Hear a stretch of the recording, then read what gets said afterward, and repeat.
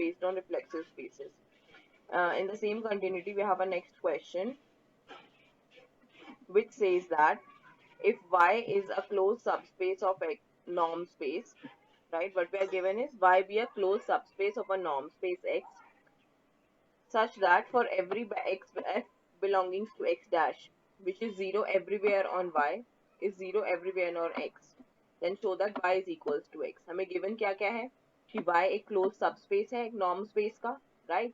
And एक function हर एक functional जो है X dash में इट इज सच दैट कि वो जीरो अगर y पे एवरीवेयर जीरो है देन दैट मीन्स वो x पे भी जीरो है राइट अगर पूरे y पे जीरो है देन दैट मीन्स x पे भी जीरो है इस टाइप का वो फंक्शनल है देन हमें शो करना है कि y is equals to x that means the space is nothing but the whole space. So for that let us suppose that x is not equals to y. Right, अब x is not equals to y है that means हमें एक x not मिल जाएगा non zero that belongs to x minus y. Right, if this is the space x then हमें and ये space y है then हमें एक x नॉट मिल जाएगा which belongs to x minus y. Right, now since y जो है we are given this is a proper closed subspace of x because proper क्यों हुआ because x is not equals to y and subspace already given था. Right, now since y is a proper closed subspace of x तो हम delta मान सकते हैं that is equals to the distance of y with x naught and x naught और पूरे space y का जो distance है वो कैसे measure होगा that would be infimum of norm of all those y minus x naught. Right, y के हर एक element के साथ distance निकालेंगे x naught और उन सबका infimum would be the distance of the set y from the x naught point. Right, now since this y is closed and x naught does not belongs to y, so delta would be greater than 0. Right, now delta is greater than 0. Now therefore by using the theorem that we had done that if y is a proper closed subspace of x and this holds, then there would exist a functional belonging to x, a functional on x such that f would be y 0 on y and f would be equals to delta on x naught point. Right, this is a theorem we had done. Now since we are given कि अगर f जो functional है f is a functional which is on x and we are given x जो functional है वो y पे जो है 0 हो रहा है and by using the hypothesis कि अगर कोई भी functional x में है hypothesis क्या थी कि x पे अगर कोई भी functional है which is 0 everywhere on y then it should be 0 everywhere on the space. Right, but यहाँ पे क्या आ रहा है f of x naught is equals to delta which is non-zero because delta is greater than 0. Right, so this is a contradiction to hypothesis. Right, so therefore y should be equals to x. Clear है ये?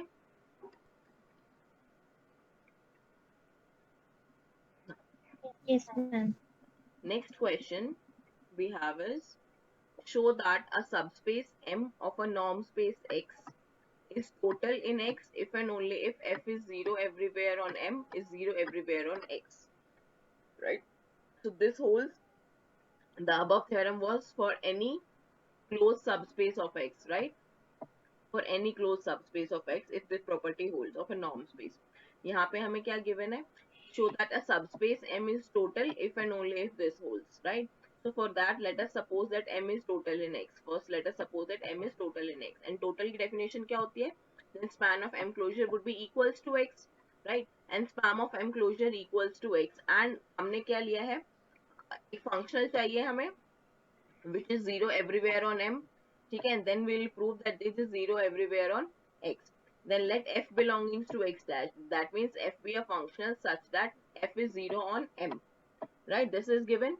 We have to prove that then f should be 0 everywhere on X also. Now, let x belonging to X be arbitrary. Now, X is equals to span of M closure.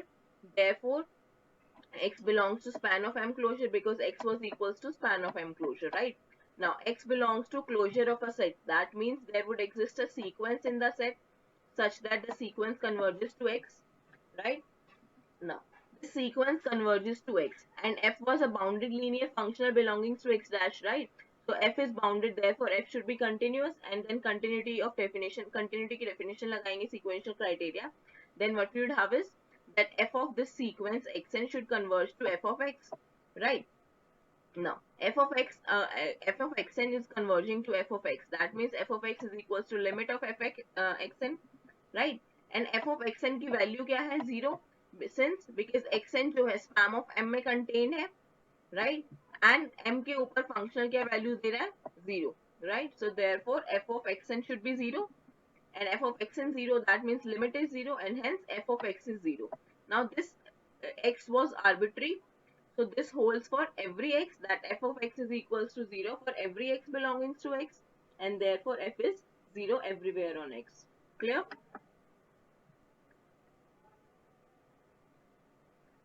Next,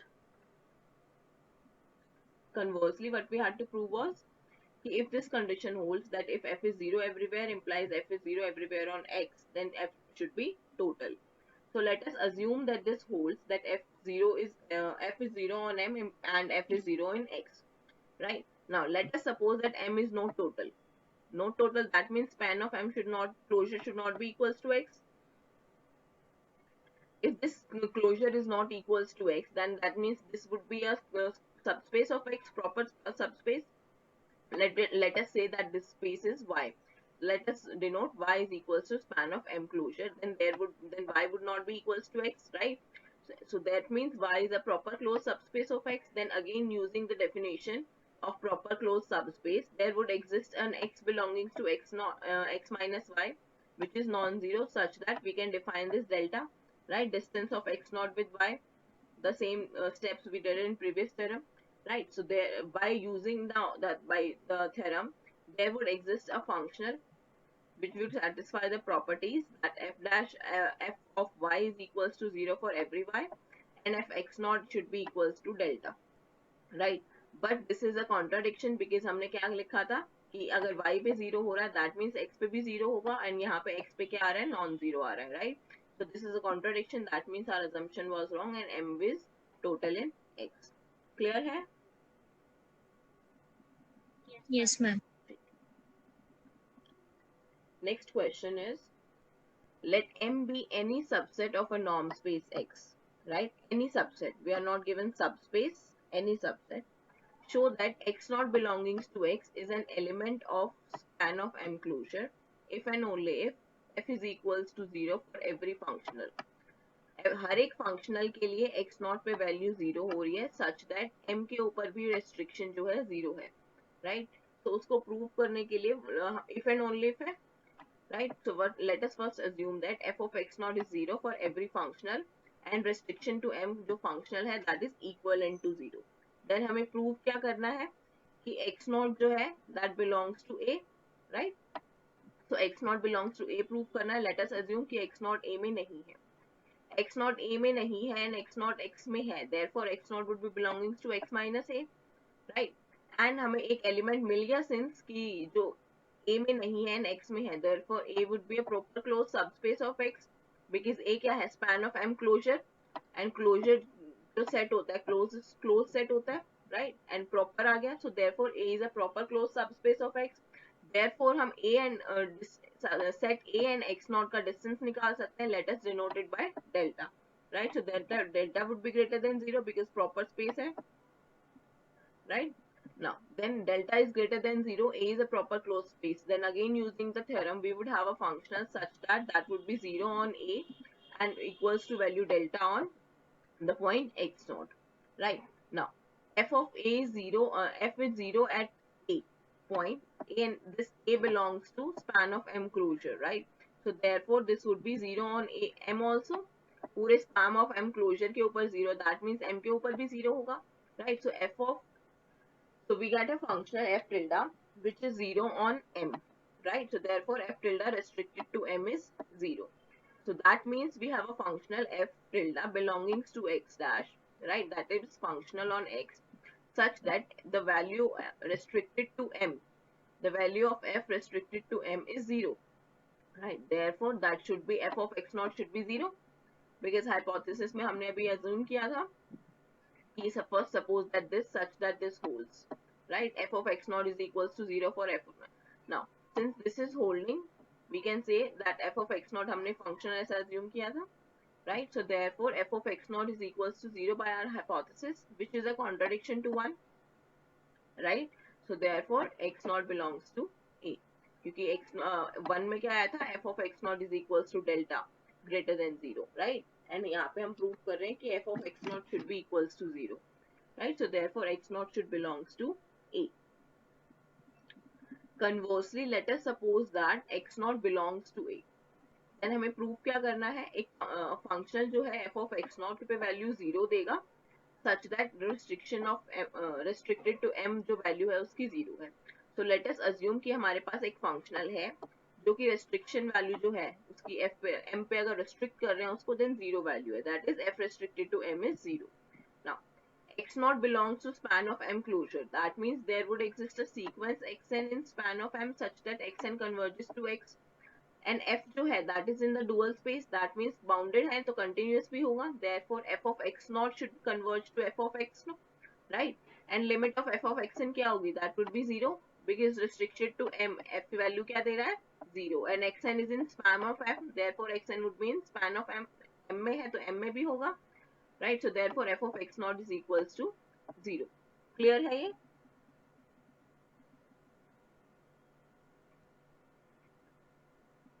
Next we have a result that a closed subspace of a reflexive Banach space is reflexive. We do not need the proof, but इसका जो अगर proof है, if we considering, so I'll give the outline. What we are saying is कि a closed subspace of a reflexive Banach space is reflexive. तो हमें पहले क्या चाहिए, एक y space चाहिए x का, right? And y should be closed in x. Next क्या गिवन है, x जो है बनाक स्पेस है एंड रिफ्लेक्सिव बनाक स्पेस है, तो हमें क्या प्रूव करना है कि y भी रिफ्लेक्सिव होगा. दैट इज हम क्या प्रूव कर रहे हैं कि y and y dash, y and x जो सब स्पेसेस हैं, रिफ्लेक्सिविटी होल्ड्स इन सब spaces also, right? That means जैसे सेट कंटेनमेंट के अंदर प्रॉपर्टी सेटिस्फाई रहती हैं, so that the property is same. तो this property is intuitively correct, right? Because अगर हम सब स्पेस ले रहे हैं x का एंड x कंप्लीटली स्पेस जो है रिफ्लेक्सिव है Banach space, and then y should also be reflexive. तो इसके प्रूफ की हमें नीड नहीं है, ये इंट्यूटिवली करेक्ट है. बट अगर कोई प्रूफ चाहता है then the proof is here, but this is for an example. In the example was we are given the real Banach space C with infinity and its proper closed subspace C0.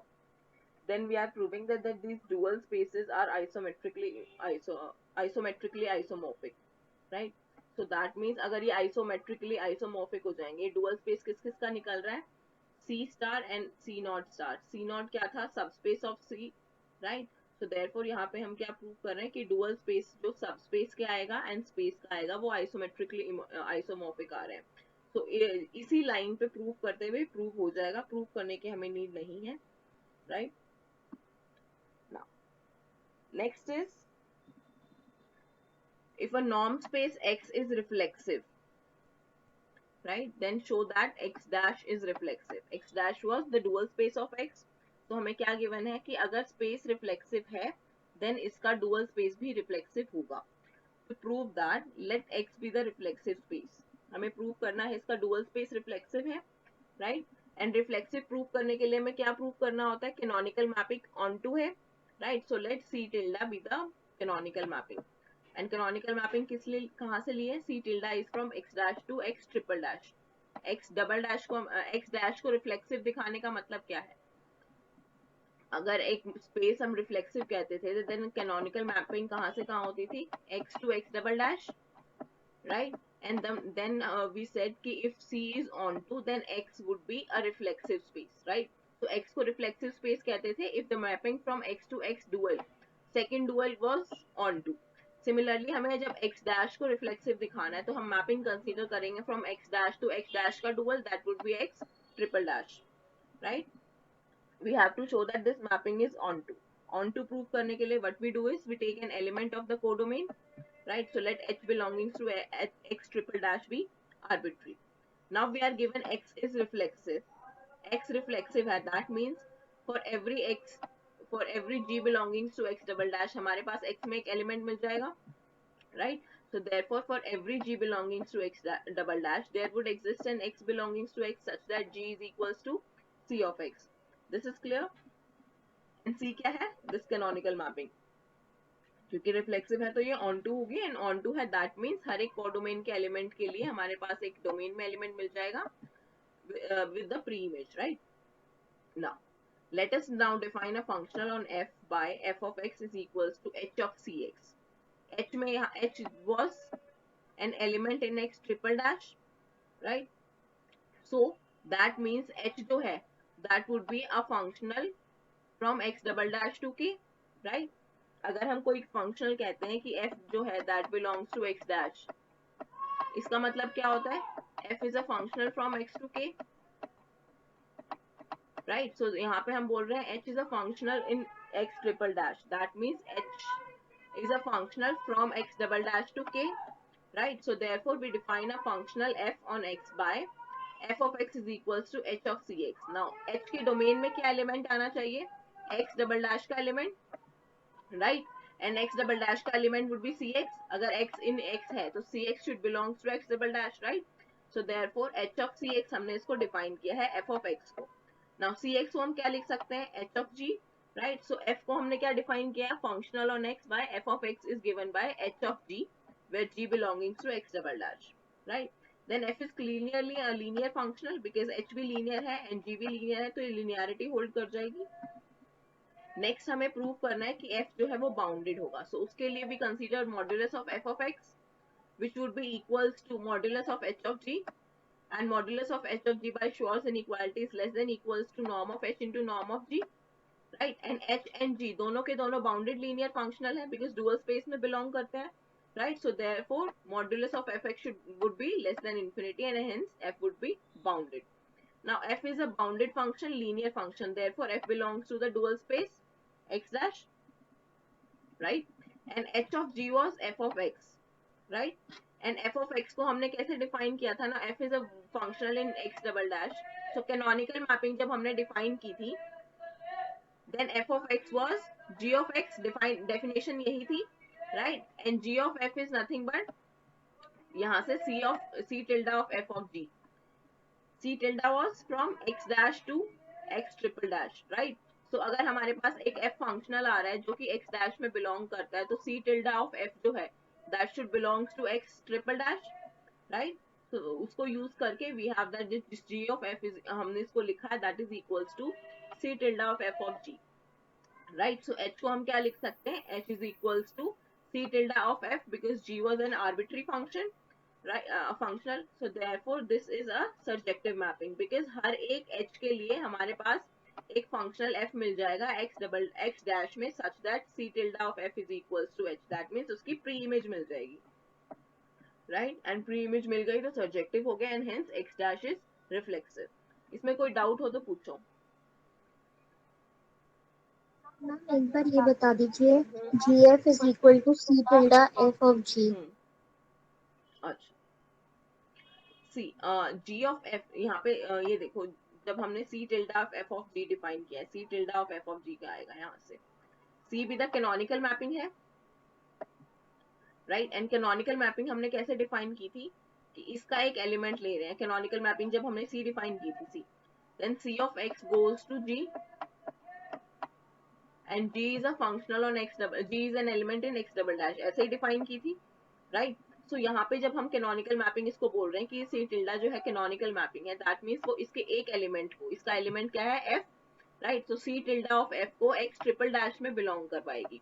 And x triple dash को हमने क्या बोला कि मान लो इसका element था h, right? तो सी tilde of f जो है वो h पे जाना चाहिए. So that means c tilde of f should be equals to h. and h को हम अप्लाई कर रहे हैं g फंक्शनल के ऊपर. h of g क्या फंक्शनल आया था? h of g was f of x. We already defined it, right? Now f of x जो है वो g of x है by using the canonical mapping. Then हमें सिर्फ ये define करना है कि g of f जो है that would be equals to the c tilde of f, right? So for that now c tilde की जो definition है वो देखेंगे. अगर हम c tilde of f, c tilde of f जो फंक्शन आएगा that would be from x to x triple dash, right? So इसके ऊपर जब हम मैपिंग लगाएंगे c tilde f of, ये f x पे आएगा, c tilde is from x triple dash and f is from x to k. हाँ ठीक है, x to x triple dash. Now what we are saying is, या तो हम यहाँ से डायरेक्ट बोल सकते हैं कि g of f जो है this is equals to this by using the definition of canonical mapping, क्योंकि canonical mapping में हमने क्या लिखा था कि c of x is equals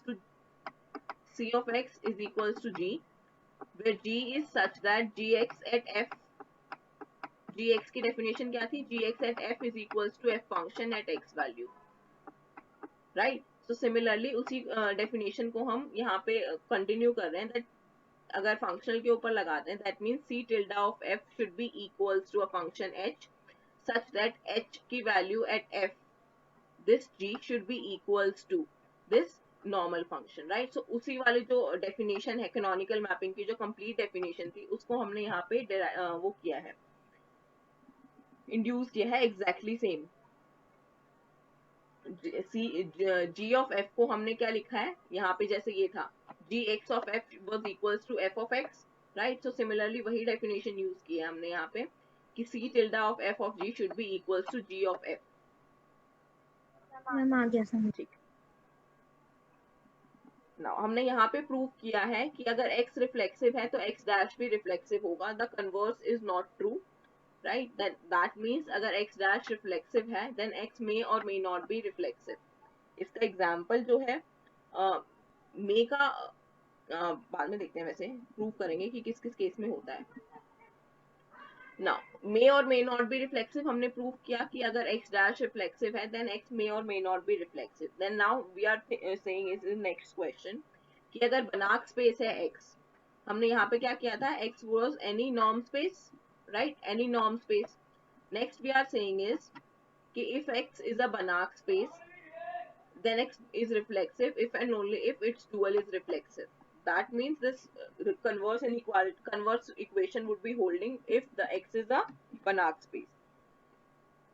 So for that, let us first suppose that the Banach space x is reflexive.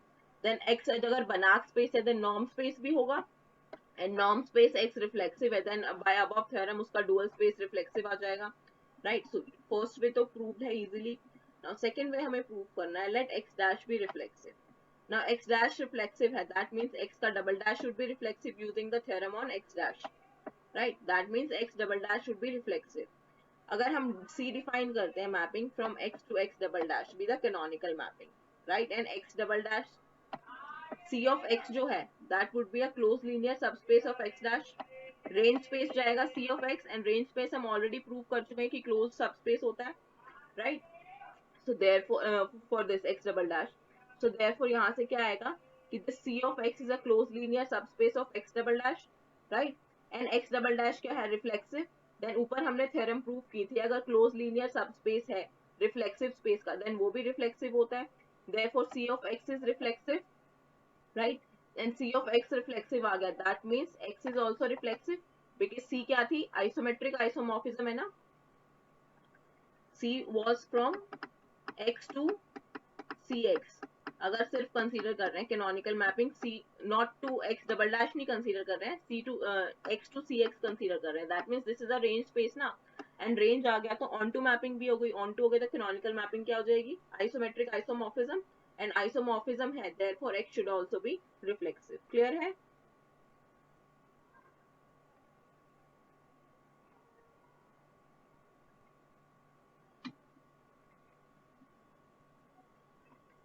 Next we have a theorem which says that if the dual space of a norm space is separable, if the dual space is separable then x itself is separable, right. So we have to prove that the space is separable. Given क्या है कि dual space separable है. So let x dash be separable, and separable होने का मतलब क्या है कि इसके अंदर जो unit square आएगा u dash, which is the set of all functionals such that their norm is 1. This u dash is a subspace of x double dash, x dash, sorry, right. So this is also separable, right. So therefore u dash contains a countable dense subset. separable की definition, right. So उस countable dense subset को हमने नाम क्या दिया, let this be sequence fn. Now since fn जो है, each fn belongs to u dash for every n, right. So therefore norm of fn would be equals to 1. And norm of fn define कैसे होता है, supremum of fn of x, right. By using the definition of u dash, fn norm of fn should be equals to 1. And norm of fn क्या है, supremum of fn of x when norm of x is equals to 1. Now supremum is equals to 1. That means by the definition of supremum we can say then there would exist an xn in x such that norm of xn 1 है and fn of xn जो है that is greater than equals to half. Because supremum जो है अगर s का supremum of a set u है then u minus epsilon upper bound नहीं होगा, right? So therefore उससे बड़ा हमें एक v मिल जाएगा such that v is greater than u minus epsilon. तो यहाँ पे हमने epsilon को क्या लिया है, half, right? So therefore the by definition of supremum क्या कहती है कि एक xn sequence मिल जाए, एक xn element मिल जाएगा x में such that जिसका norm तो 1 होगा लेकिन norm of x f of xn that would be modulus of f and xn should be greater than epsilon and which epsilon को हमने लिया है 1/2. now next हमें prove क्या करना था, हमें prove करना है कि x जो है separable space है, that means x के पास एक countable dense subset मिल जाएगा, right? Now next what we are doing is let y is equals to span of span of xn closure, right? हमने क्या किया, xn element लिया xn का, x का element लिया एक xn. Now we are making a set. So एक set बनाया हमने span of xn closure y space. Then y would be separable because y has a countable dense subset. Y के पास कौन सा countable dense subset होगा, set of all linear combination of xn span of m closure, right? With coefficients whose real and imaginary parts are rational. Clear? So अगर इसके coefficients को हम rational elements ले लेते हैं तो countable set हो जाएगा and then linear combination ले लेते हैं उनका तो वो dense subset बन जाएगा, right? So therefore y के पास एक countable dense subset है and hence y is separable. Next we are saying is कि y should be equals to x. If y अगर x से equal नहीं है then since y is closed there would exist a functional on x such that norm of f is equals to 1 and f tilde of y should be equals to 0 on y by using the theorem, right? So therefore this would be xn belongs to y है, we have already said कि xn जो है x में belong कर रहा है and xn जो है span of xn में belong करेगा then उसके closure में भी belong करेगा, therefore xn should belongs to y, right? So therefore xn belongs to y, therefore f of xn should be equals to 0 by using this result, right? Now f of xn 0 है, now we are considering is f of, modulus of fn of xn. Modulus of fn of xn को क्या लिख सकते हैं हम, xn minus f of xn f tilde of xn because f tilde of xn is 0, right? Now fn and f दोनों linear functions हैं तो इनको combine करके लिख सकते हैं fn minus f tilde and then using the Shor's inequality what we would have is this is less than equals to norm of fn minus f into norm of xn, right? And norm of xn is nothing but 1, right? So this is from here what we have is that norm of fn minus f is greater than equals to half, right? This implies that कि fn जो है हमारे पास sequence और f जो हमारे पास एक functional मिला था ये दो एलिमेंट्स हमें ऐसे मिल गए सच दैट ये इनका जो डिस्टेंस है that is greater than half, मतलब डेंसनेस की प्रॉपर्टी को ये कॉन्ट्राडिक्ट कर रहे हैं बिकॉज fn जो सीक्वेंस था that was the dense subset in u, right? So therefore f tilde is itself in u, then subset है रहा है because fn जो है that is in u, f tilde is also in u because norm of f tilde is equals to 1, right? And यहाँ पे denseness की property को ये contradict कर रहा है, right? So assumption contradict हो गया, that means x should be equals to y and hence x equals to y आ गया and y को हम already prove कर चुके हैं कि y separable है, therefore x is separable. Any doubt you can ask now?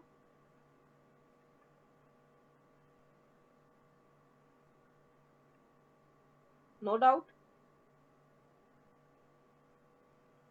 Ma'am हम ये कैसे बोल पा रहे हैं कि वो unit sphere u dash x dash में होगा ही।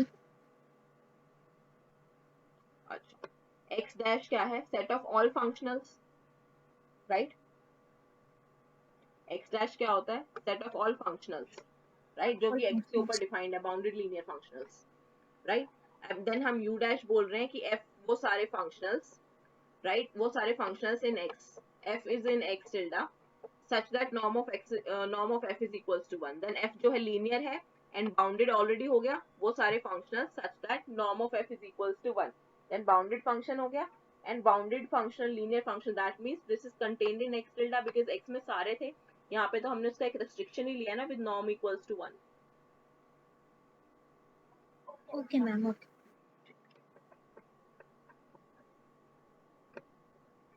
Next, we are saying that this converse of above theorem does not hold, right? That means अगर x separable है does not imply x dash भी separable होगा. For example, let x is equals to L1, ठीक है? x is equals to L1 dash. L1 dash लिया हमने x space को, then x is separable, ठीक है? हम already prove कर चुके हैं because x dash जो है, एक मिनट, ये x dash नहीं है, ये सिर्फ L1 है. We have already proved that the space L1 is separable, right? Then x dash लेते हैं. L1 dash is nothing but L infinity, and L infinity is not separable, right? So converse of the above theorem does not hold. Is it clear or any doubt?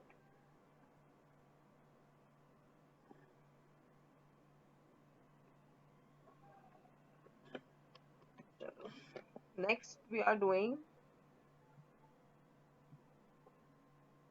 uniform boundedness, section 4.7.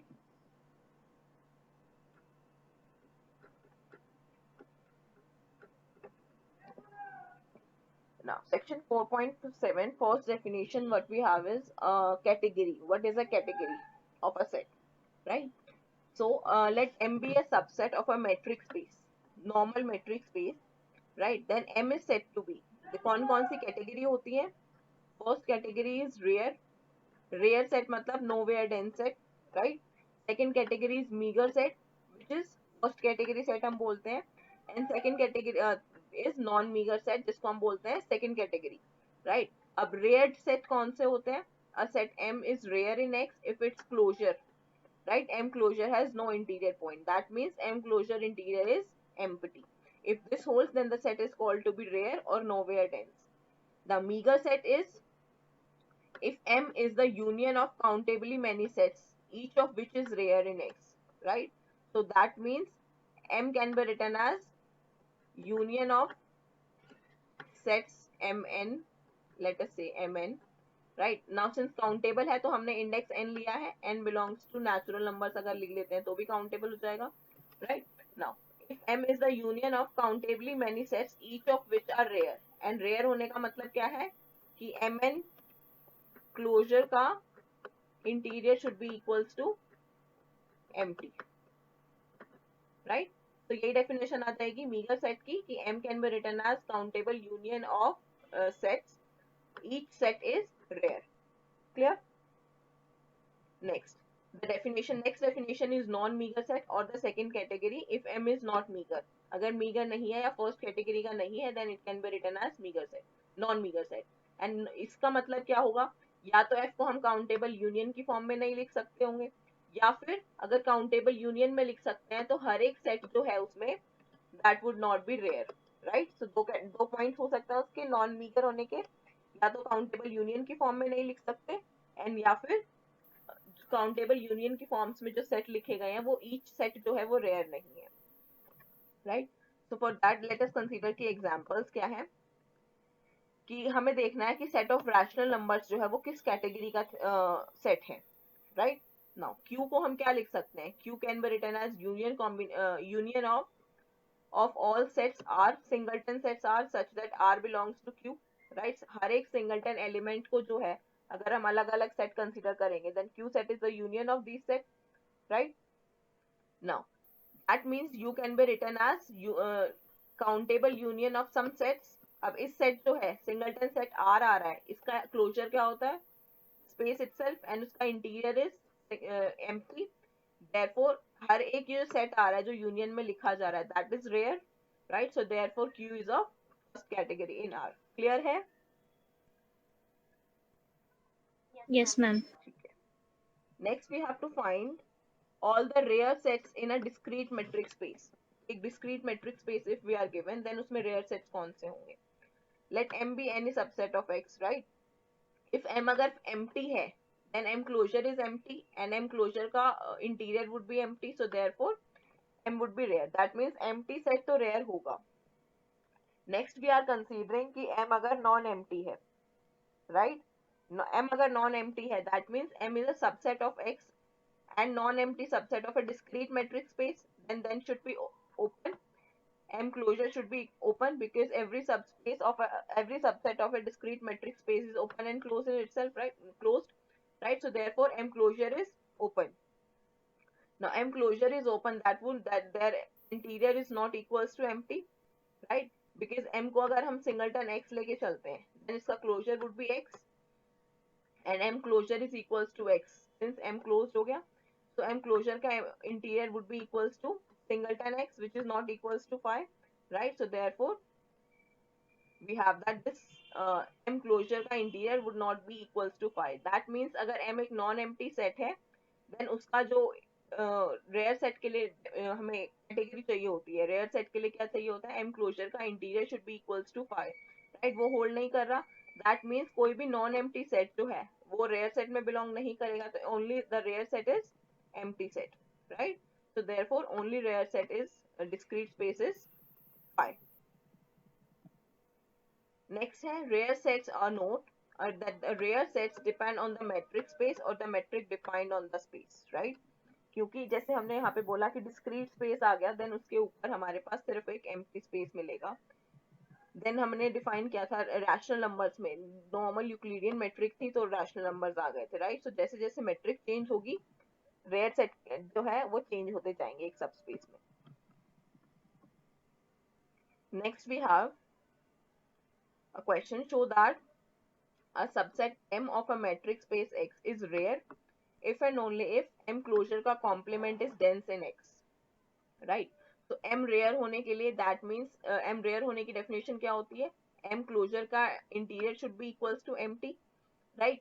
Then using the properties of set, M closure का interior इसको कैसे लिख सकते हैं, that would be X minus M closure का closure, right? Set properties से, right?